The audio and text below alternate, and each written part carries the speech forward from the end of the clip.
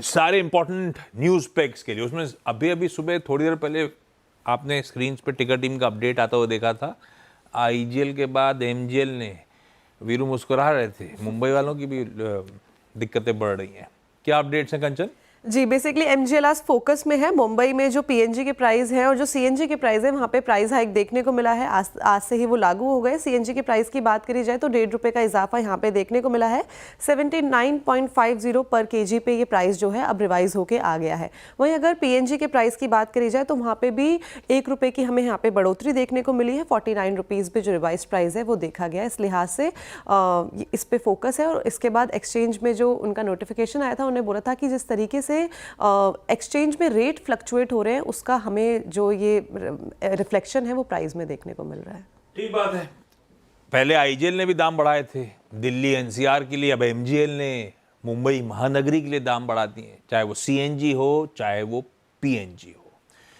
गाबा sir, आप एक तो बजट कितना गड़बड़ाएगा ये बताना, और चार्ट के समीकरण कैसे हैं जरा चेक करके रखना। पर आईजीएल कल एडिशनल फोकस में था। वो दिल्ली की ड्राफ्ट पॉलिसी आई थी ईवी रिलेटेड। क्या रिपोर्ट, कल आईजीएल का स्टॉक दिखाइएगा। वो बंद होने से पहले अपडेट्स आए थे और उसके बाद देखिए मामला गड़बड़ा गया था दिल्ली में। धंधे पे इम्पैक्ट पड़ेगा सीधे सीधे इनके। श्रेया, ब्रोकरेज क्या करिए आईजीएल के इस फ्रेश डेवलपमेंट पे? बिल्कुल, देखिए दिल्ली में ईवी ड्राफ्ट पॉलिसी हुई और कुछ इंपॉर्टेंट बातें पहले हाइलाइट्स में रख देती हूँ, क्या बातें कही गई इस ड्राफ्ट में। तो अगस्त 2026 से पेट्रोल और सीएनजी बैग्ड बाइक्स के रजिस्ट्रेशन स्टॉप हो जाएंगे। अगस्त 2025 यानी कि इस साल में अगस्त में आप देखें तो सीएनजी और petrol diesel 3 wheeler auto rickshaws के रजिस्ट्रेशन बंद हो जाएंगे। और एग्जिस्टिंग ऑटो रिक्शाज जो हैं उनको कन्वर्ट करना पड़ेगा ई ऑटोज़ में, इलेक्ट्रिक ऑटोज़ में। इसकी भी परमिट, इसका भी प्रस्ताव रखा गया है। साथ ही हाउस होल्ड मतलब घर में तीसरी कार ईवी ही होनी चाहिए अगर कोई खरीदता है। तो ये तमाम बातें रखी गई। लेकिन सीएलएसए का मानना है कि इससे आईजीएल के वॉल्यूम पर कोई असर पड़ता दिखेगा नहीं, कोई नेगेटिविटी आएगी नहीं, इसलिए उन्होंने आउट परफॉर्म की कॉल दे दी है। और टारगेट प्राइस की बात करें तो ₹220 प्रति शेयर का टारगेट प्राइस रख दिया है। यानी कि लास्ट ट्रेडिंग प्राइस जो भी आपने स्क्रीन पर रखा है 184 के करीब ही कामकाज कर रहे हैं, वहाँ से लगभग 21% का अपसाइड पोटेंशियल सीएलएसए को नजर आ रहा है इस पर्टिकुलर काउंटर में। दिक्कत तो आ गई आईजीएल के साथ। दिल्ली बड़ा बाजार इनके लिए और वहां पे ट्रांजिशन ईवी की तरफ और तूल पकड़ रहा है। पर गाबा सर, बांद्रा में पाइप्ड है कि सिलेंडर है गैस? पता नहीं, मुझे दोनों का पता नहीं, बिल्कुल नहीं। अरे कभी तो किचन जाए। नहीं, हमें घर के अंदर तो ये सीएनजी है बिल्कुल। गाड़ियों का मुझे पता नहीं क्या करते हैं। घर की पाइप्ड गैस है। पाइप गैस है, बिल्कुल पाइप गैस है। Every home in Bandra has got pipe gas, ये तो पक्का है। बजट गड़बड़ाएगा आपका गाबा सर, ध्यान रखिए। आप जाते हो किचन? कहाँ सर को बोल रहे हो किचन?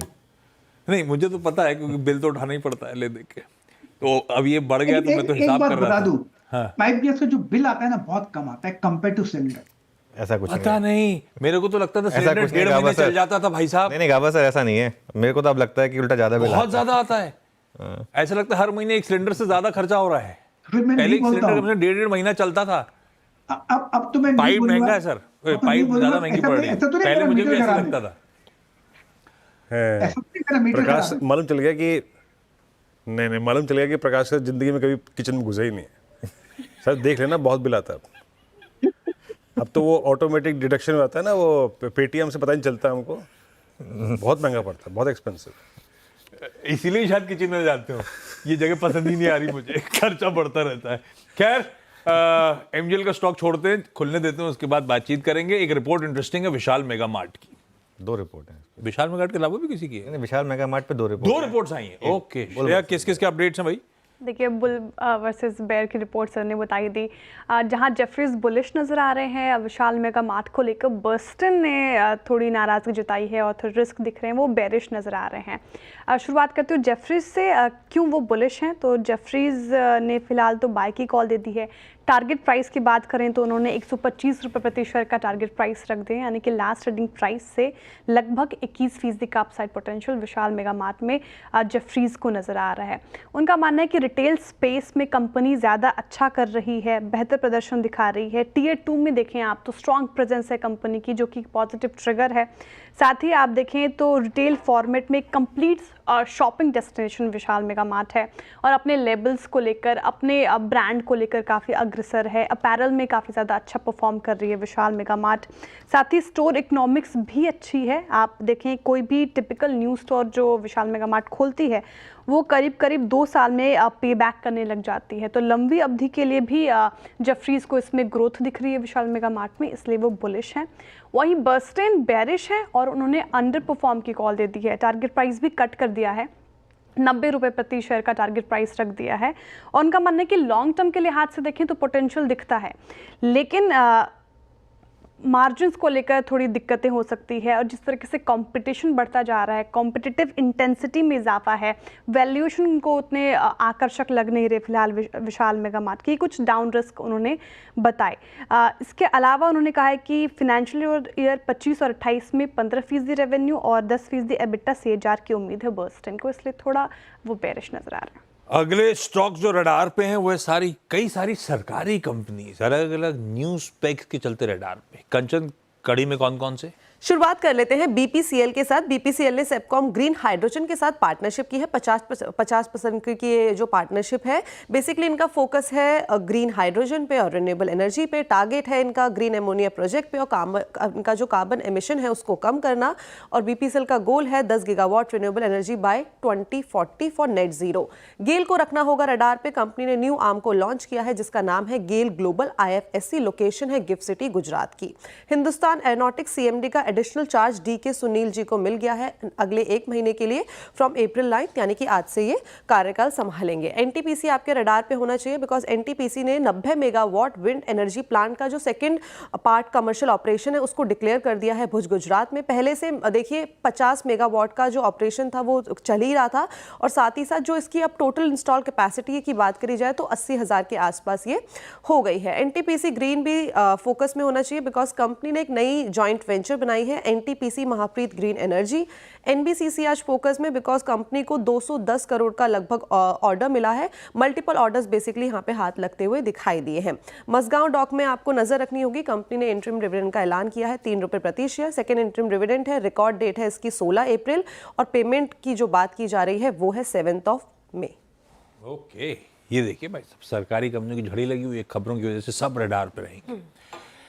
बाजार की इस वोलेटिलिटी, गिरावट के बीच ब्रोकरेजेस किन स्टॉक्स पे बुलिश हो रहे हैं? 2 इंटरेस्टिंग रिपोर्ट्स आ रहे हैं। एक आई थी वेदांता पे, दूसरी एफिल इंडिया जिसने कल अपनी इन्वेस्टर इंस्टीट्यूशनल मीट करी थी उस पर। श्रेया, क्या अपडेट्स हैं दोनों कंपनीज को लेकर? देखिए दोनों ही कंपनीज पे ब्रोकरेजेस बुलिश हैं, लेकिन शुरुआत करती हूँ वेदांता के स्टॉक के साथ। वेदांता पे इन्वेस्टेक की रिपोर्ट आई है, उन्होंने अपग्रेड करके इसको बाय की कॉल दे दी है। टारगेट प्राइस की बात करें तो 510 रुपये प्रति शेयर का टारगेट प्राइस रख दिया है, यानी कि लास्ट ट्रेडिंग प्राइस से देखें आप तो 32% का अपसाइड पोटेंशियल इन्वेस्टेक को वेदांता में नजर आ रहा है। देखिए स्टॉक ने 1 महीने में 17% से ज़्यादा का करेक्शन दिखाया है।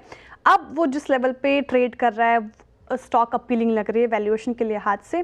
साथ ही आप बात करें फाइनेंशियल ईयर 2026 और 27 में फ्री कैश फ्लो और डिविडेंड यील्ड में 12% और 7% का अनुमान संभव है। साथ ही अट्रैक्टिव यील्ड के कारण अपग्रेड मिला है वेदांता को।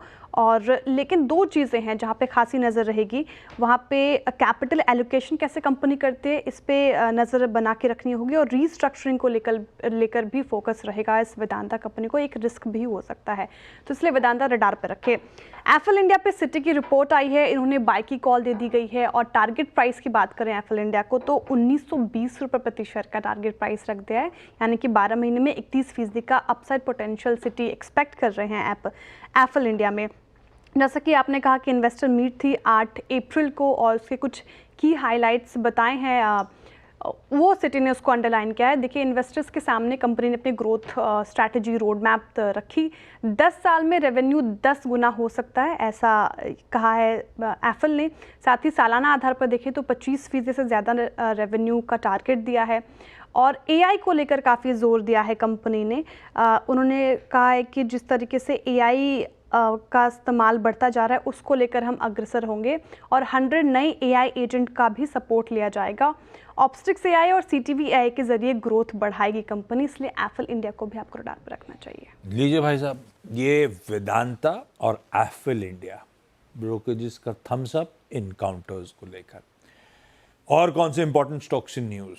कंचन, लिस्ट में और क्या? जी, शुरुआत कर लेते हैं कॉनकॉर्ड बायोटेक के साथ, बिकॉज यहाँ पे कंपनी को US FDA से अप्रूवल मिल गया है। जो उनकी टैबलेट है टेरिफ्लोरोमाइड, बेसिकली जो टैबलेट है जब हमारे टिश्यूज अब नॉर्मली हार्डन हो जाते हैं उसके ट्रीटमेंट में यूज़ की जाती है। वोडाफोन आइडिया गवर्नमेंट को 36,950 करोड़ के 3,695 करोड़ शेयर्स जो है अलॉट कर दिए हैं, यानी कि अब सरकार की जो शेयर होल्डिंग है यहाँ पे हो गई है 48.99% की।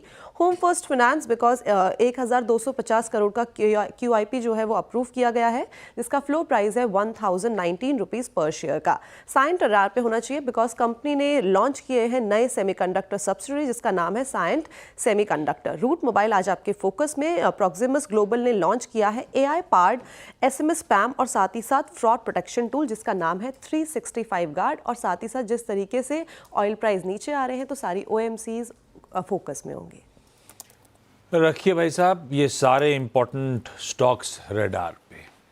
अपन ने मोटा मोटी सारी इंपॉर्टेंट ब्रोकरेजेस, एफएनओ का पल्स और खबरों पे बातचीत कर ली। अब ले चलता हूँ कल हुए वो न्यूज़ 18 राइजिंग भारत समिट पे।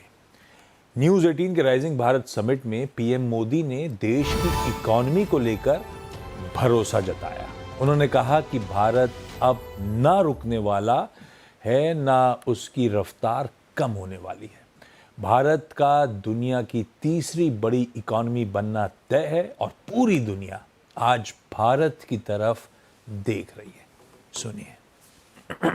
आज दुनिया की नजर भी भारत पर है और दुनिया की उम्मीद भी भारत से है।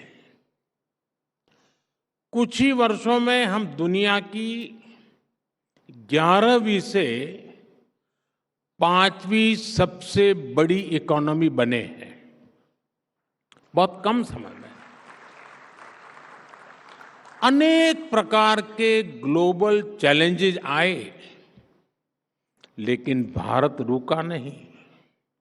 भारत ने डबल स्पीड से दौड़ लगाई और एक दशक में अपनी इकोनॉमी के साइज को डबल करके दिखाया है। जो सोचते थे कि भारत स्लो और स्टेडी चलेगा, उन्हें अब फास्ट एंड फियरलेस इंडिया दिख रहा है। और इसमें भी कोई संदेह नहीं है कि जल्द ही भारत की दुनिया की तीसरी इकोनॉमी बनना तय है। ओके, चलिए एक काम करा जाए। अब मुनाफे की तैयारी समेट के दस्तक देते हैं आज वेडनेसडे के पहला सौदा में।